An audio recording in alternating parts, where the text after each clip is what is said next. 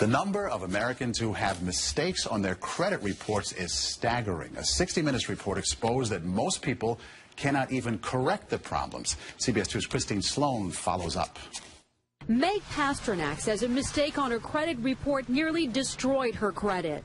We had to present so much documentation to say this wasn't ours, and then we still had to pay something to get rid of it. Pasternak says it took months to resolve the problem. You feel kind of helpless because they got you under the gun if you need to get a new car or a house or for anything. Pasternak is not alone in her frustration. A new government study finds up to 40 million Americans have mistakes on their credit reports. But an investigation by Steve Croft on 60 Minutes finds most people get nowhere trying to correct an error. Ohio's Attorney General tells Croft that is a clear violation of a federal law. The federal law says that if you believe that there is a mistake, you can go to them and they have an obligation to do a reasonable investigation.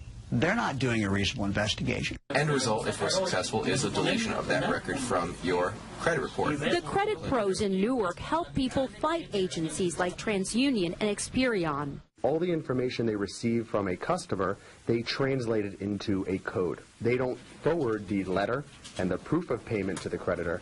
They just forward the 3-digit code. So the best way to protect yourself? Go directly to the creditor rather than going to the credit bureau themselves. Another good habit to get into, check your credit report periodically to make sure there are no changes.